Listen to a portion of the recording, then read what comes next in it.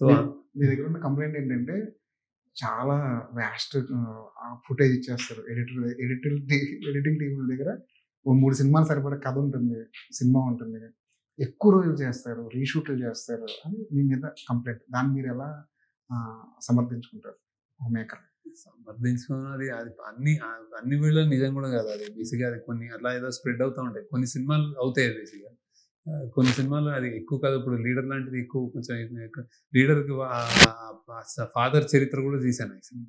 So ఇప్పుడు అది తీయడం తప్ప రాంగ్ అంటే అది నేను అనుకున్నాను. అది ఇతని కథ కూడా చెప్పాలి. అతనికి ఒక ఇప్పుడు సీఎంకి ఇప్పుడు అర్జున్ ప్రసాద్ తండ్రికి ఒక ఇంకో జీవితం ఏదో ఉంటుంది. అది కూడా సుమన్ క్యారెక్టర్. సో అది ఇప్పుడు అవసరం అంటే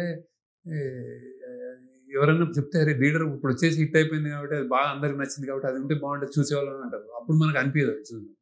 అలాంటి ప్రతి ఫిల్మ్ మేకర్ జరుగుతాయి. క్యారెక్టర్స్తో బాగా ఇన్వాల్వ్ అయ్యి తీస్తూ ఉంటే కొన్ని ఎక్స్ట్రా వీడి గురించి రాయడం అట్లా జరుగుతుంది. అలా ఎక్కువ అవుతుంది తప్ప పెద్ద ఏం స్టోరీ మార్చేంతగా ఏవో తీసేసి మళ్ళీ ఏదో తీసేసి అలా ఎప్పుడు జరగదు. కొన్ని బాగా రాకపోతే మళ్ళీ చేస్తాం అనిపిస్తే. అంటే ఎందుకంటే నేను చాలా మంది కొత్త వాళ్ళతో తీస్తాను. వాళ్ళు యాక్టింగ్ ట్రైనింగ్ ఇచ్చి తీసినప్పుడు వాళ్ళు సరిగ్గా చేయకపోతే మళ్ళీ చేస్తాం అనిపిస్తుంది. సో అలాంటివి ఉంటాయి. అది అందరి విషయాల్లో ఉంటుంది. జస్ట్ ఏదో చెప్పాలని జరుగుతూ ఉంటుంది.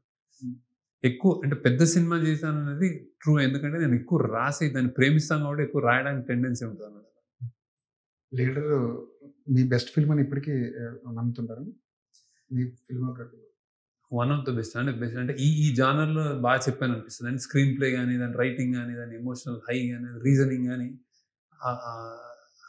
అన్ని బాగా కుదిరిన cinema actually. One of the best films. అప్పుడే పార్ట్ 2 కూడా వస్తుందని చెప్పాను. మరి అలాంటి ప్రయత్నాలు ఏమన్నా అంటే అనుకున్నాను అప్పుడు కానీ ఇప్పుడు. కానీ ఇప్పుడు ఏ పొలిటికల్ సినారియో తీసుకున్నా లీడర్లో సీన్ యాడ్ చేసి దానికి చెప్తుంటారు. అది పొలిటికల్ జానర్లో తెలుగు సినిమా చరిత్ర వన్ ఆఫ్ ద అంటే నిలబడుతుంది అది సినిమా. అంటే ఎందుకంటే అది ట్రూ సినిమా. అప్పుడు 1,00,000 కోట్లు అన్నప్పుడు వాళ్ళు ఏంటి 1,00,000 కోట్లు అనుకున్నారు కానీ అది ఇప్పుడు పొలిటికల్ సినారియోని ఇవన్నీ గమనిస్తుంటారు మీరు? ఎక్కడ ఏం జరుగుతుంది చూస్తాను. సామాన్యంగా ఒక పౌరుడు చాలా అబ్జర్వ్ చేస్తుంటారు. చాలా పవన్ కళ్యాణ్ గారి గురించి మీరు చాలా సార్లు చాలా పాజిటివ్ స్టేట్మెంట్లు ఇచ్చారు. పవన్ కళ్యాణ్ లాంటి లీడర్ ఒకటి కావాలి అని చెప్పారు. ఇప్పుడు ఆయన డిప్యూటీ సీఎం అయ్యారు. ఇప్పుడు ఆయన చూస్తుంటే ఆ హోదాలో ఆయన చూస్తుంటే అనిపిస్తుంది కొంచెం యాక్చువల్లీ ఆయన తప్ప నుంచి నేను ఈ సినిమాలో పడ్డాను. చాలా డిస్ట్రాక్టెడ్ ఈ సినిమా మీద ఉన్నాను. నేను కొంచెం ఈ సినిమా అయిన తర్వాత నేను కొంచెం అబ్జర్వ్ చేస్తాను. కానీ ఆయన బాగా చేస్తాడు, చేయగలుగుతాడు, చేయాలని తపన ఉంది, జెన్యున్ అని నేను నమ్ముతాను. అది సో చూస్తాను. ఈ మధ్యకాలంలో మనం బాగా హాంట్ చేసిన సినిమా సార్, సినిమా కానీ పుస్తకం కానీ హాంట్ బాగా నచ్చిన సినిమా లాపతా లేడీస్ అనే సినిమా చాలా బాగుంది. చూసాను. ఎందుకు చాలా చాలా అద్భుతంగా తీశారు. అదే పుస్తకం కానీ పుస్తకం చదవాలి యాక్చువల్లీ. అంటే మరీ ఎక్కువ చదవను. ఇంత బిజీ చదవాలి యాక్చువల్లీ. సార్ నెక్స్ట్ ఇమీడియట్గా సినిమా ఉంటుందా లేదంటే మళ్ళీ ఎప్పటిలాగే శాగరికంలో కాస్త గ్యాప్ తీసుకుని? గ్యాప్ ఉంటుంది కానీ కొంత తొందరగా ఉంటుందని చూద్దాం, ట్రై చేస్తాను. నాని గారితో ఏమైనా సినిమా ఏమైనా ప్లాన్ చేస్తారా?